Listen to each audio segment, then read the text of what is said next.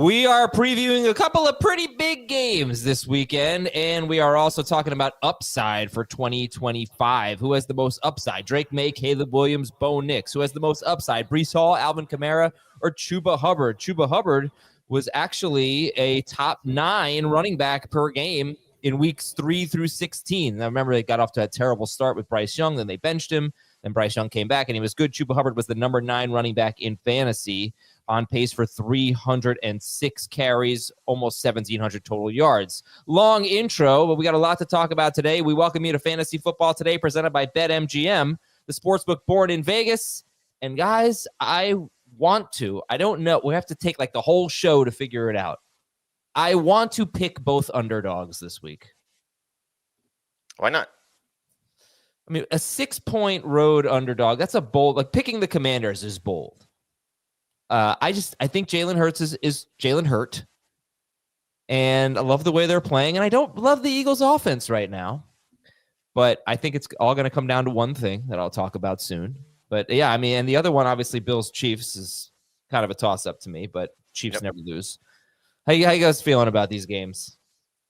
I think I feel the same way you do about Philadelphia. If Jalen Hurts isn't right, the door's open for the Commanders to find a way to win. I get a little bit worried about overrating Washington because they scored 14 points off of turnovers last week. Detroit turned the ball over 4 times. Detroit's defense, nowhere near as good as Philadelphia's defense. I kind of lean toward Philadelphia just in general. The only chance I think Washington wins is if Jalen Hurts is not himself, if that leg injury is much more severe. And we saw it at the end of last season when he wasn't right. That offense was terrible. That team was terrible. Like they knew they weren't going anywhere. I totally agree. The only difference is they have a pretty significant upgrade in their backfield, and that guy can carry them to this game, to this win. Should carry them too. So, and also the Cosme injury with Jalen Carter on the other side there. That's a tough one too. Mm-hmm. So I feel like Washington's luck runs out this week, but I do think they keep it close because I don't think Philadelphia's offense is going to run away from them. And yeah, the other game is definitely a toss-up. I mean, the Bills already beat the Chiefs once this year. Right. That's not a bold prediction. The other one's a little bit bold. So you mentioned the turnover. I think it was 5 turnovers for the Lions. I think off through that interception at the very end there. That is the key, right? And I wanted to talk about turnovers. And we'll get to some fantasy. The key this entire postseason. For every game, all the time, you can break it down every which way, but here are just some turnover stats. Patrick Mahomes has thrown 8 interceptions in 19 postseason games. He's thrown 1 interception in his last 8 postseason games. Mahomes has 3 playoff games in his career with 2 picks, and he's lost 2 of those 3. But this one's wild. Mahomes, I don't know if you can blame the refs for this one. Mahomes has 12 postseason fumbles. He's only lost 1 of them. So luck has been on his side. Josh Allen's only thrown 4 picks in 12 postseason games. He's got 9 postseason fumbles, and he's lost 2 of them. But Jalen Hurts, I mean, this is why I don't think I can pick the Commanders, because Jalen Hurts just doesn't turn the ball over. He'll take a negative play, but he will not throw the ball up for grabs. He has 4 picks in 12 postseason. Oh, sorry, that was Allen. He has 2 picks. 2 picks in the playoffs. They were both in his first ever playoff game. So he's gone now 6 straight playoff games without an interception. I think he's played 7 total. So, these veteran quarterbacks, they don't turn the ball over in the playoffs. It's probably what it's going to come down to. You know what another interesting aspect is? I know you guys made fun of me last year when I said, that the Chiefs have Harrison Butker. He's such a big advantage. I think I maybe said that going into the Super Bowl.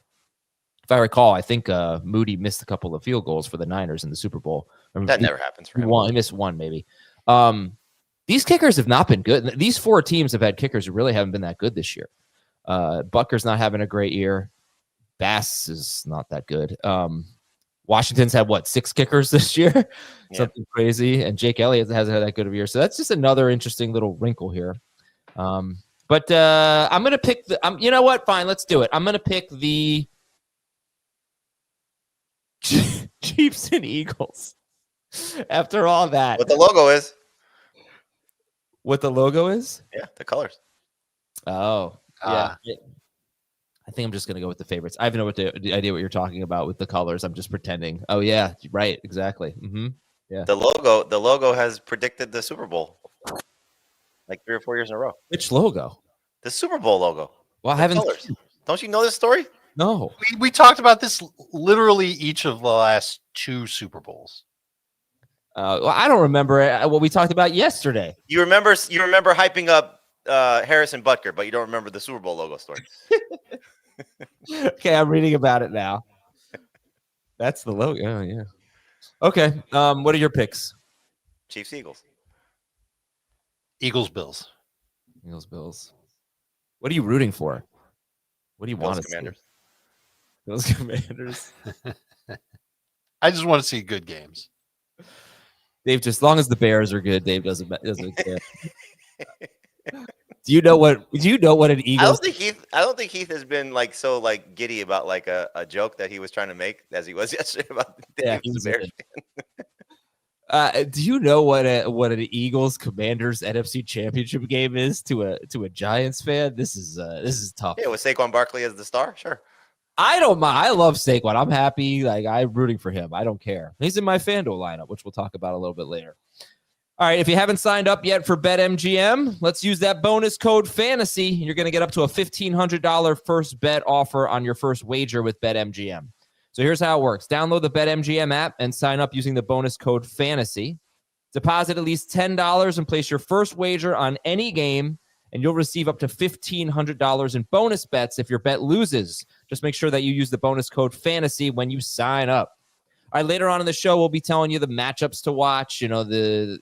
Xavier Worthy, is he going to in for a good game? It's kind of tough. You look at the wide receivers in this game, in this slate.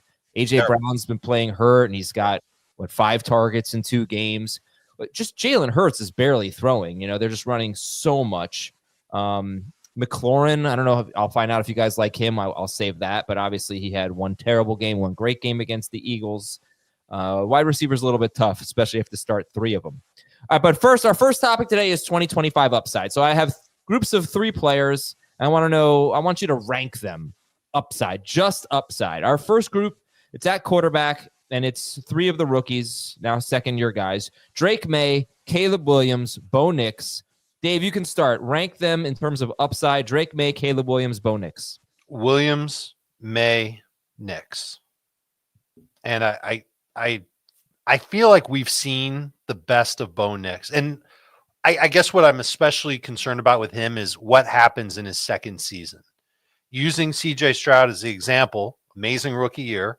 Second season, he looks mortal again. In fact, he looked more like a rookie in his second season than his first season. I think with the changes coming in New England and Chicago, those quarterbacks can be better in their second years. If they're worse, then that's a problem for those franchises. I wonder about what changes does Denver make that will make Bo Nix a better quarterback compared to the changes that defenses will make that'll make him tougher to it'll make it harder for him to put up better numbers. So I think Nix might be viewed as like a safe 20-point fantasy guy that you'll draft late. But I think Maye's going to have some upside. His receiving core is going to get upgraded. And Caleb Williams already we can check off 1 box. His playbook will be better. His play designs will be better with Ben Johnson. And I'm sure Chicago will address their offensive line. They've already got the receivers. We can see Caleb Williams have a very big jump in his second season. All right, Jamie, same question to you. Rank them in terms of upside. Drake Maye, Caleb Williams, Bo Nix. I agree with the order. I think in terms of upside, that's the right way to go. With Williams, then Maye, then Nix.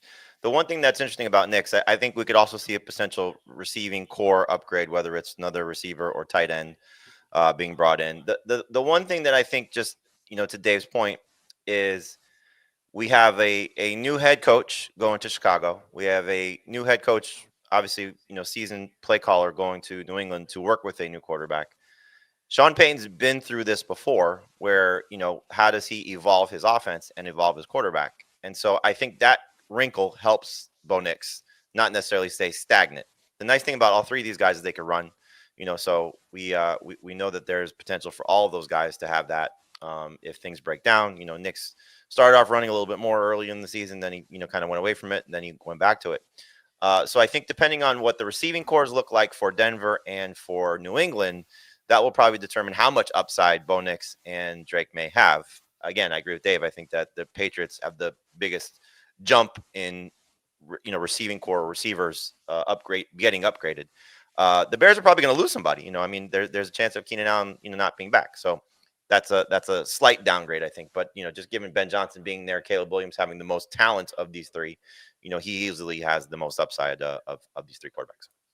They all can run. You guys mentioned that. Drake Maye averaged 7.8 yards per carry.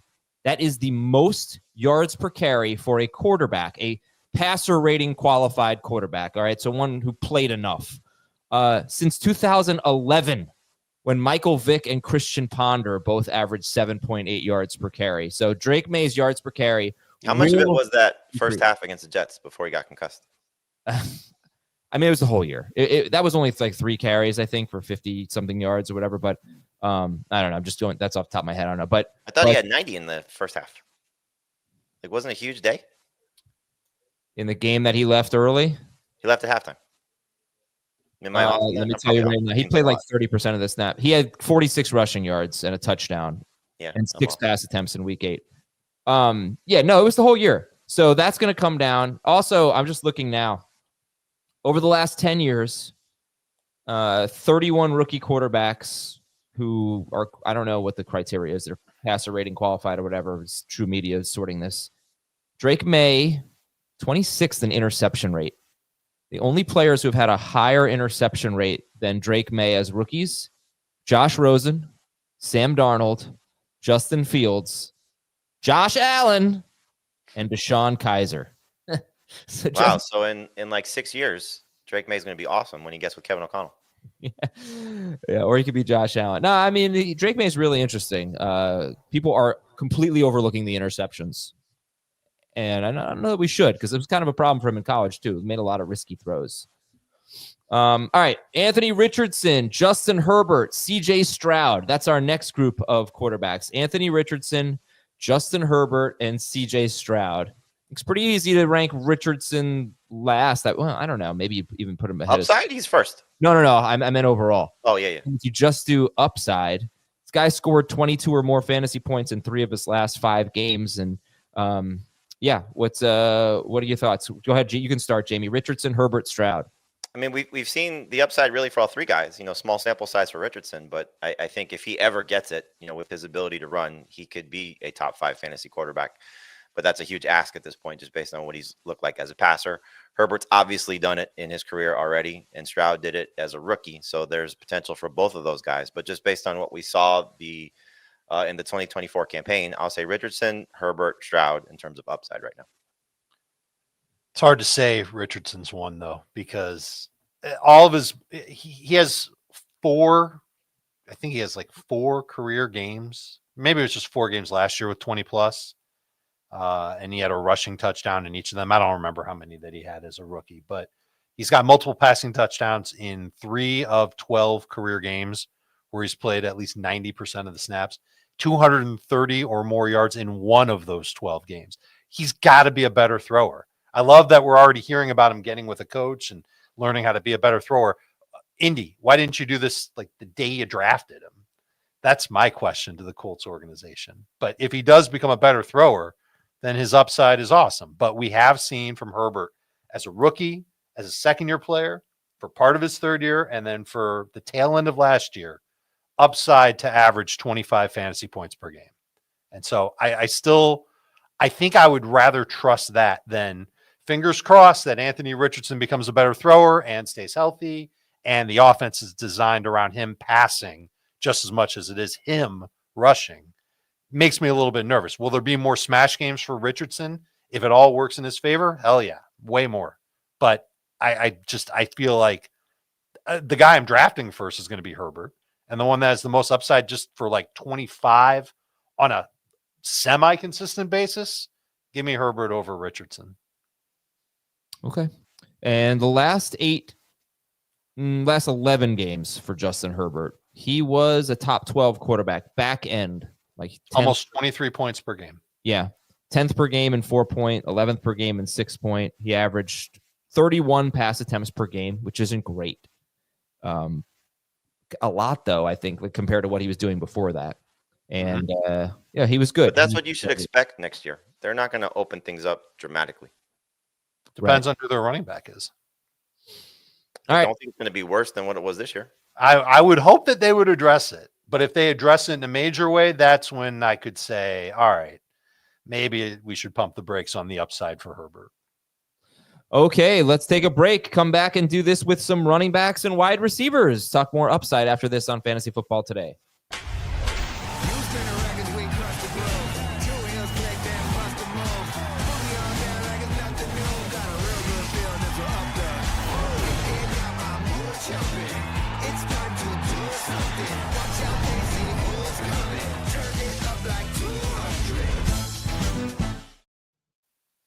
All right, welcome back. Here we go. By the way, you should join our Facebook group. It's a really good way to chat with people during the off season about your dynasty questions, about upcoming drafts, whatever it is. Just want to chat about fantasy football. Just go to Facebook and search for Fantasy Football Today. At running back, who has the most upside out of this trio? Rank them, Dave. Breece Hall, Alvin Kamara, Chuba Hubbard. Wow. I'll say Breece first. Gosh, it's definitely format dependent, but I'll say Breece first. And I think I'll lean Chuba over Kamara. I hate giving up on Kamara, though. I mean, he had more fantasy points per game in PPR than both those guys last year. Yes, he did. So it's totally based on, all right, Alvin Kamara is going to be 30 this coming season.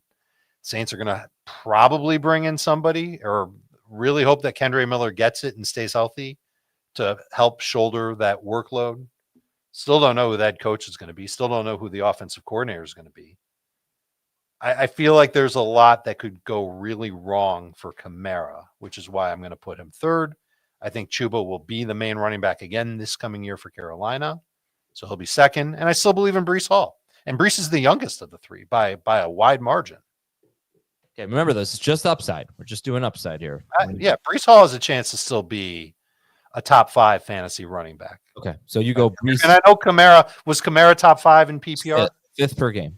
Right. So 2 years in a row. He's got that same type of upside too, but he's got to be able, I know he led running backs and targets on a per game basis. Like, he's got to be able to do that and still score a lot of touchdowns. Does he have all those opportunities? I don't know.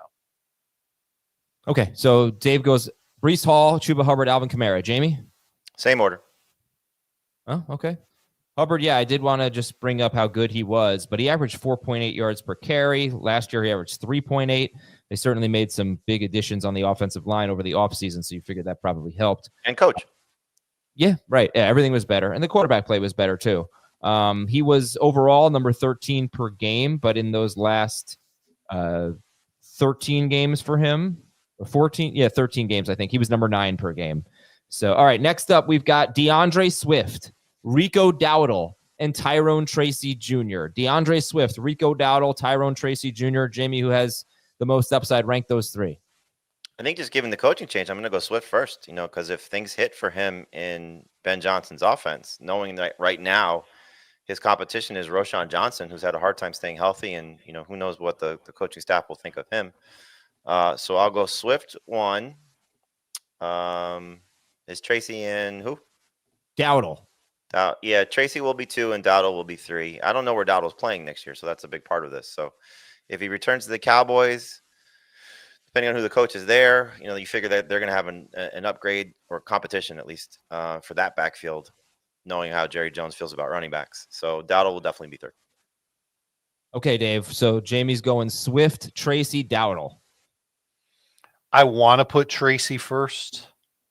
And so I'll do it in pencil. I'll put Tracy first in pencil because I think he'll be the 1A running back for the Giants next year. Giants, they just drafted Tracy. Devin Singletary, if they cut him, they sink a ton of money on the cap. So I think Singletary will be back. The coach that drafted Tracy and signed Singletary is still there, and Brian Dable. For now, I'm going to assume that that's their backfield tandem for 2025, as good or bad as it is. At least Tracy averaged 13.1 PPR points per game from week 5 on. That's better than what Swift did over the course of the 2024 season. and not far off from what Swift did in 2022 with Detroit, 13.7 PPR points per game. That was with Ben Johnson calling the shots. I think there's a little bit more uncertainty with Swift in Chicago moving forward. I think with Swift, one of the uncertainties is who's the goal line back. He had 31% of his team's carries from inside the 5-yard line. It was Roschon Johnson was getting those, and not always. That's really going to cap his upside if he can't score enough touchdowns. Well, it certainly did in Philly. Absolutely, but I should go look right now to see what happened in 2022. Did they trust him down there, or did they pull him for Jamal? I think they almost certainly pulled him for Jamal, right? They did, yeah. Didn't Jamal have like 18 touchdowns? 17. Yep. He's been he was David Montgomery before David Montgomery. That's always been an issue for Swift. He's not been a good short yardage back. He's a guy who averaged 3.8 yards per carry when usually he's much better there. Was that because he's played behind pretty good offensive lines pretty much his whole career? Did not necessarily do that this year, but I don't know. What does Swift have? Swift had 42 catches in 17 games. Was that change if Keenan Allen comes back? It's an interesting one. Dowdle. The only case I would make for him is that they just rode him. He was on pace for 345 carries in the last 7 games of the season. He had the 3rd most carries in the NFL, and just their undisputed guy. So I guess there's a scenario where they don't really upgrade at running back. They don't really have cap space. He's a free agent. Yeah, right. If they bring him back, right. Again, we're talking upside here. So if we're drafting today, I'm taking Tracy first. If we're just talking about who's got the chance to be the best of this trio, which that's why I've been approaching this exercise. Yeah.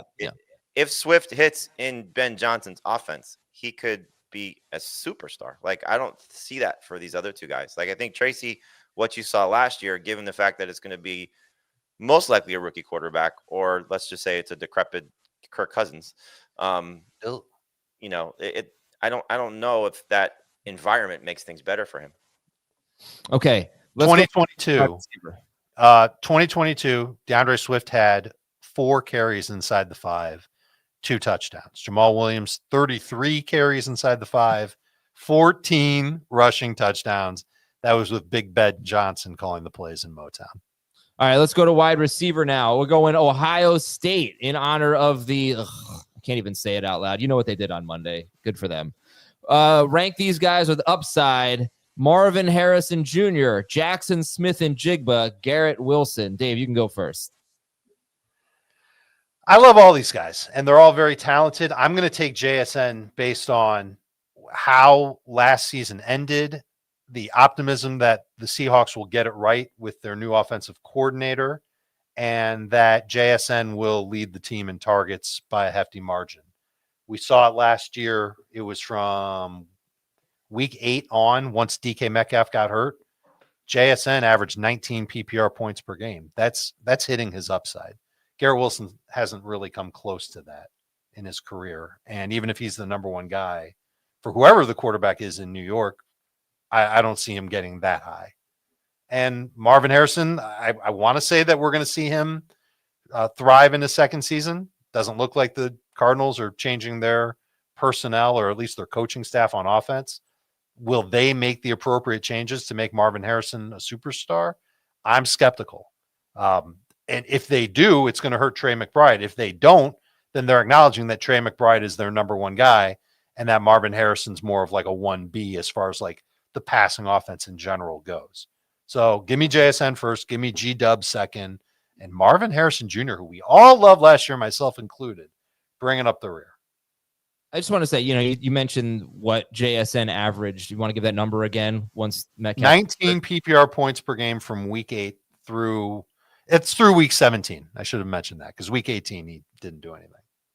Well, on the year, it's 14.9. I mean, I'm not going to just take away week 18. He had a bad game against Rams backups. But I am going to take away weeks 8 and 9 because Metcalf didn't play in those games. If you just want to know what Jaxon Smith-Njigba did once Metcalf came back, he averaged 15.9 PPR fantasy points per game. He was around wide receiver 20 per game. It's good, but he had a 39-point game without DK Metcalf, a 37-point game against the Rams in week 9, 13 points against the Bills in week 8. So I just wanted to take those games away. I thought would be better. I don't know. They they didn't really have a great passing offense down the stretch last year. I feel like they weren't throwing the ball that much. But what if I told you that the Seahawks could save $18 million against the cap if they I know it's worth mentioning, but I don't know. For the sake of this exercise, probably should do it with Metcalf on the team. They could definitely move on from him. It's like every offseason we hear about them maybe trading him. All right, so I'm sorry. You went JSN, Garrett Wilson, Marvin Harrison Jr., and Jamie. How would you rank those three? Just in terms of upside, and I agree with Dave's sentiment. I love all three of these guys, but it would be Marvin Harrison 1, Garrett Wilson 2, JSN 3. How are you treating the Devontae Adams situation as you consider Garrett Wilson's upside? I'm not expecting him back. Dave, what not about on the Jets? Not on the Jets. Yeah. Okay. They save a ton on the cap if they cut him. Yeah, and it's a toss up for me between Harrison and Wilson because I hope the Jets get their quarterback situation right and realize what a talent that Wilson could be. It hasn't really materialized over the course of a season yet, whether due to poor quarterback play, inconsistent performances from him, obviously the addition of Devontae Adams. But if Marvin Harrison hits based on his pedigree, he could be a superstar. Big if, but again, that's what we're looking at here. We're talking about, can he reach his ceiling? And his ceiling should be better than these two guys. How do you feel about that, Dave? Do you still think of that way of Marvin Harrison Jr.? I didn't see much speed from him last year, and that's kind of an important trait to have if you're going to play wide receiver in the NFL. It's so weird. There have been a lot of good receivers. I remember when Treylon Burks came out. He's not a great example, but when Treylon Burks came out, he ran a really slow 40, like in the 4.6s or something. And then there was this whole list of these wide receivers who ran slow 40s and ended up being really good. I remember a lot of them started with the letter D. Demaryius Thomas and Dez Bryant were two that I remember. So it's not the only thing that matters. But yeah, I mean, it's just a lot of people just kind of felt that way about Marvin Harrison. Like this guy? But I think he just does other things well, right? He's really good at contested catches. We didn't like the way they used him. Hardly any easy catches near the line of scrimmage. Everything downfield. Same rookie numbers as his dad. Almost identical. Yeah. It's funny. Yeah. Okay. All right. So I like the difference of opinion there. All right. Let's go. Last one here. Jerry Jeudy, Zay Flowers, Xavier Worthy.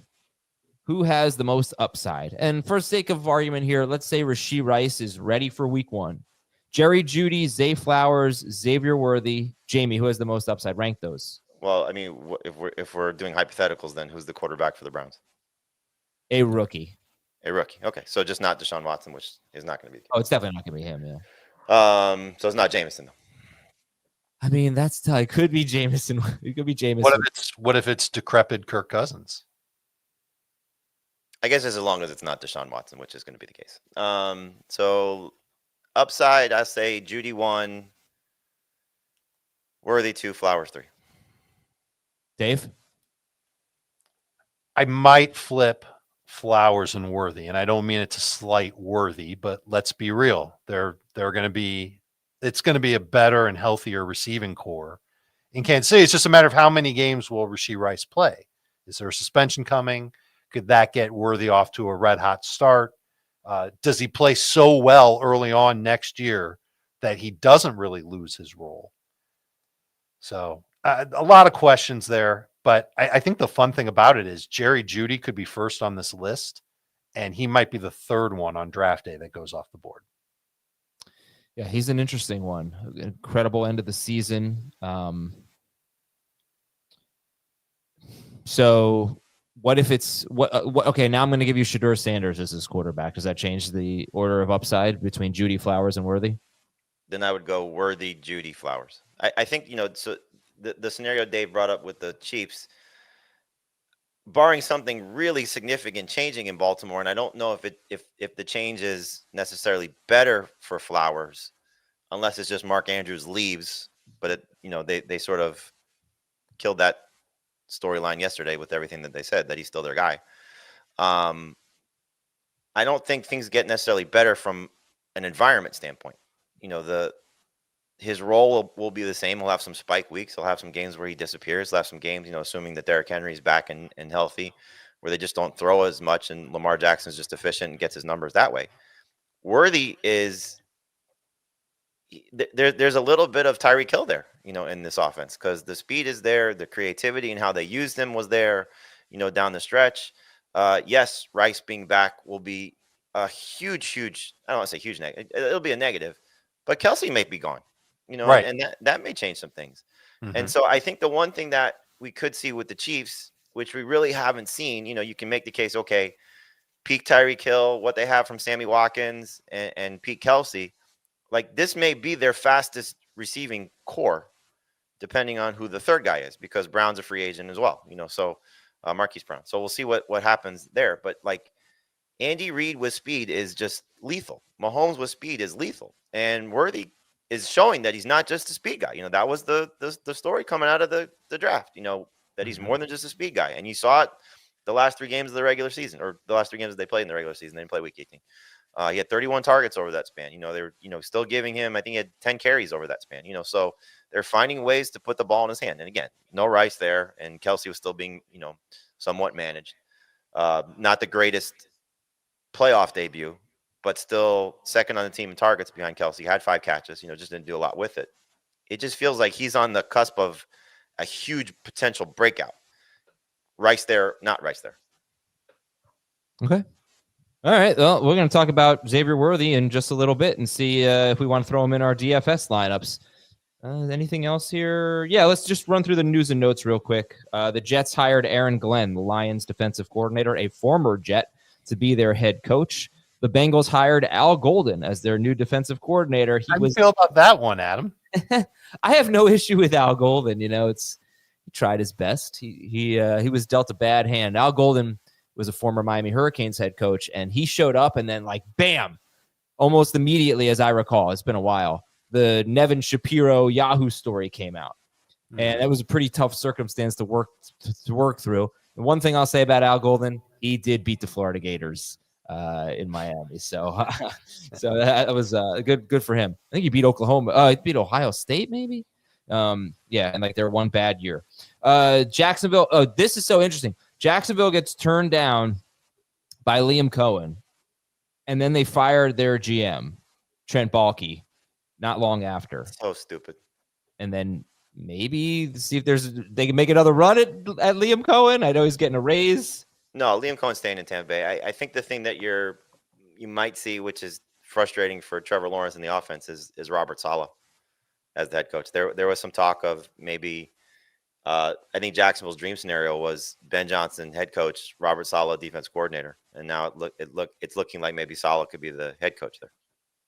And for some weekend updates, not the SNL version, Philadelphia center Cam Jurgens missed practice. A.J. Brown says he's feeling better. Philadelphia cornerback Quinion Mitchell was limited, and Dallas Goedert missed practice. I think that everyone's going to play for Philadelphia, I believe. Maybe they had a walkthrough, so it was just estimated practice reports. The 2 injuries that don't look great right now are those 2 defensive backs, Taylor Rapp and Christian Benford for the Bills. So, again, that's another reason why I'm picking the Chiefs. I don't know if those guys are going to play. But we'll talk more about DFS, who we like, who we don't like, when we come back on Fantasy Football Today.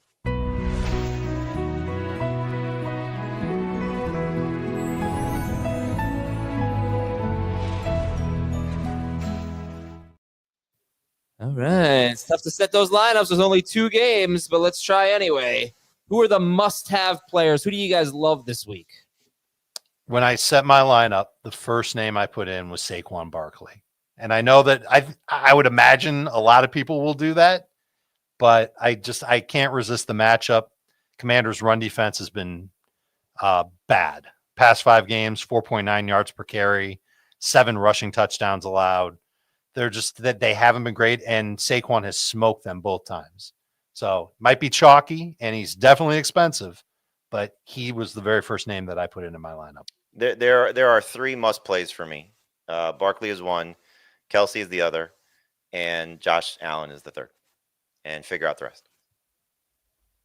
We're gonna have the same lineups. Everybody's gonna have the same. Everybody's gonna have the same lineup. You have to hit on a Curtis Samuel. You have to hit on a, like we saw last week, like Brian Robinson scoring, 2 touchdowns and nobody playing him. Kareem Hunt scoring 2 touchdowns, like one of those type of things. Ty Johnson goes for a 60-yard touchdown catch from Josh Allen. That's going to be how you win something like this, or you just go nuts and you say, "Oh, I'm going to play Kenny Pickett." Well, I think which quarterback. Let's start with the quarterback. You guys are going to start Josh Allen. Josh Allen is my FanDuel quarterback. To me, there are 3 quarterbacks. I would not play Jalen Hurts. Yeah, I agree. But does that mean that you should play Jalen Hurts? You know what I mean? Right. Well, look, there's going to be everybody's going to have a million different lineup combinations. Hurts is going to get played a lot, but if you're ranking them, just based on health and recent performances, like how would you trust Jalen Hurts? Why would you trust Jalen Hurts when you could start Mahomes for 500 less? The only reason would be to be contrarian and to hope that the leg injury isn't that bad. Yep. So Buffalo and Kansas City have played 3 times in the playoffs. Kansas City's won all 3 games in the 2020 season, 2021 playoffs. 2020 season, they won 38-24 at home. Next year, 2021 season, they won 42-36. That was the crazy game in Kansas City. And in the 2023 season, they won in Buffalo 27-24. Josh Allen scored 30 or more fantasy points in 6-point per passing touchdown leagues in all 3 games. Patrick Mahomes did that in 2 of 3 games. Mahomes has had a passer rating of 123.1 or better in all 3 games against Buffalo. And it also just in the playoffs. And it also just seems like he starts to run more in the playoffs. He will do whatever it takes. So I was tempted to put him in there, but at the end of the day, he just hasn't really had that great of a year, and he didn't really have. He had a bad fantasy game last week, even though he made an incredible. We never talked about that throw. Holy cow, that throw! Yep. Same throw Joe Burrow had. To who? Burrow did it to T. Higgins like 2 weeks prior against Pittsburgh, I think. Did you guys notice how windy it was? Do you know why it was so windy in the stadium, by the way? Because there were so many fans. Nice. Thank you. I heard that dad joke over the weekend on Sunday, and I kept meaning to say it on the show, and I kept forgetting. And I forgot again, but I was going to leave the show with it. But luckily, it just came up organically. Do you have a weather report for what's expected this weekend? I don't think. No, I don't. But I don't think it's. I think it's just going to be cold. Let's see what Kevin Roth says. Yeah, they're both in Florida. How about that? It's not going to be that cold for Washington, Philadelphia. Low 40s. Buffalo, Kansas City, temperatures around freezing, light winds. This is at rotogrinders.com/weather/NFL. So I'm not concerned about weather here. All right. So quarterback, don't start Jalen Hurts is basically what we're saying. Running back, do you feel like you have to pay up for Barkley? Dave, yes. I do. I mean, it's so the one FanDuel lineup that I did so far was Barkley and James Cook, and the first version that I had was Barkley and Eckler. I mean, the second running back is no guarantee. Chiefs run defense obviously is good, but they gave up the 2 touchdowns to Cook the first time that they played. Robinson, I don't want to trust that. After what he did last week. I had Eckler too, so just we gotta have the same lineups. And yeah, I was also find the wide receivers to trust at a discount. Going with Barkley and Cook as safe plays with huge upside makes a ton of sense. And that's what I'm doing on DraftKings. I think two players that I have the most questions about are James Cook. Yep. For most of the season, the Chiefs had a great run defense. It has not been that great lately. James Cook did score twice against them, but he did not have a good game. He was not efficient. Last week, he didn't get the touchdown, but he usually gets touchdowns. So it's him and it's McLaurin. How much do you trust him? He's pretty expensive, but I don't think people are going to pay up for A.J. Brown after what we've seen. McLaurin is, the high-end guy that I think people are going to trust the most. So who do you guys trust more, James Cook or Terry McLaurin? Right now, James Cook. Why not both? Oh, okay. I'm going to roll with both. Easier to do that on DraftKings because you get the full point for each catch. If I had to pick one, I think McLaurin probably has the better game script. Tougher matchup, but the better game script to expect good numbers. The Bills did run pretty successfully the last 2 weeks, kind of overall against 2 great run defenses. A lot of that is Josh Allen, though. Cook obviously was very good against Denver.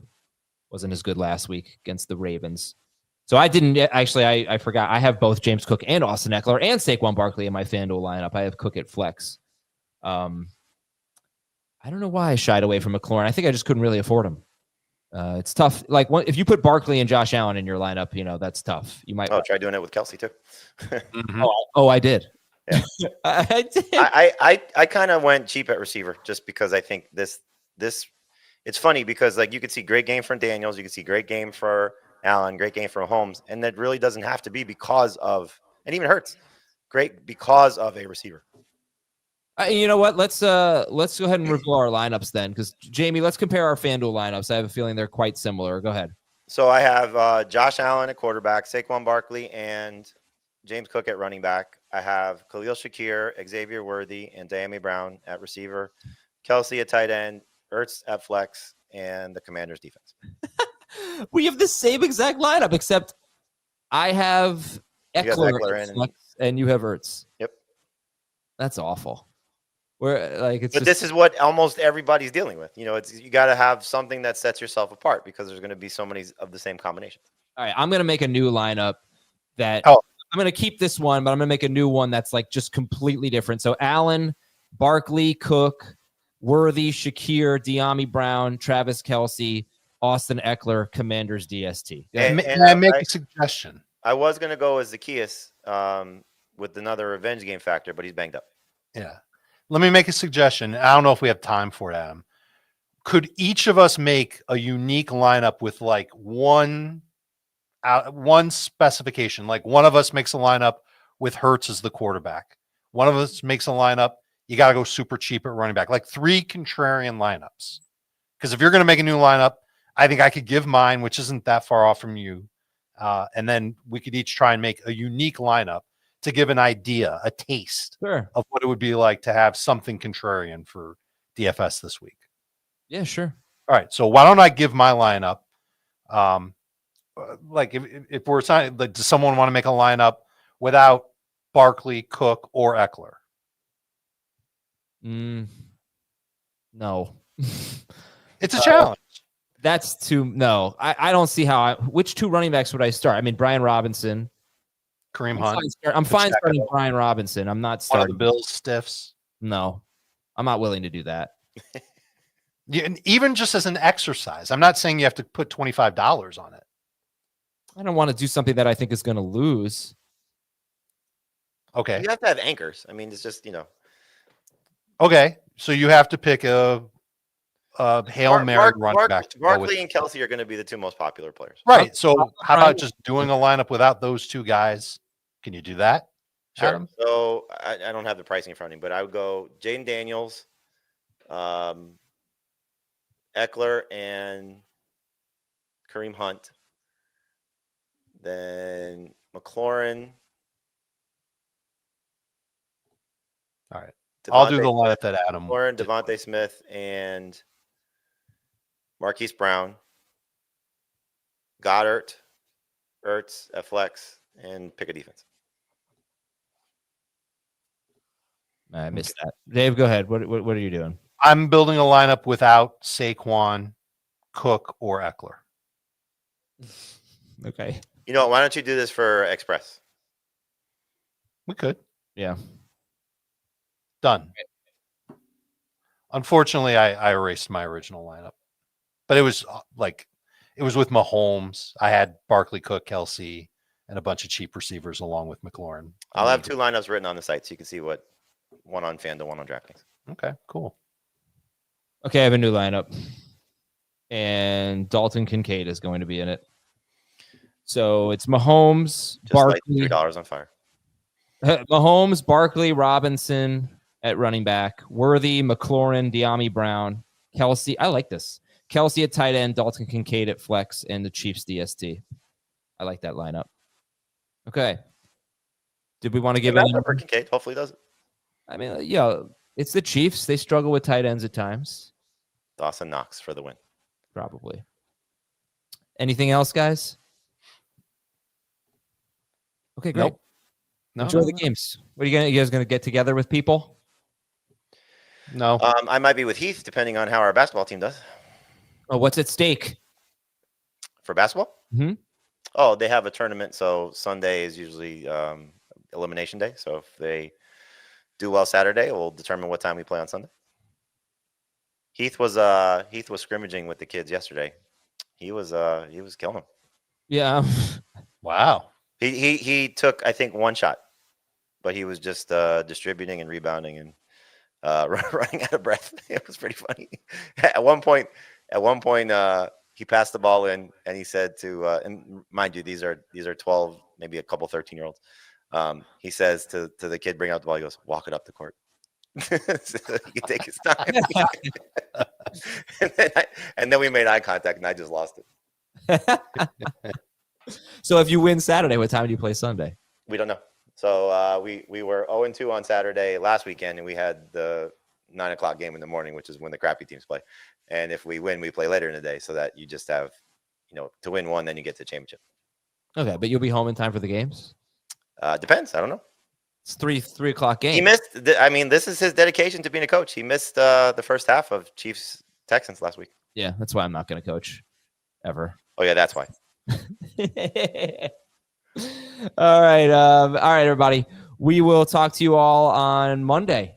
Enjoy your weekend. Enjoy the games, and we'll see who's in the Super Bowl. For Dave and Jamie, I'm Adam. Have a good one. Talk to you on Monday.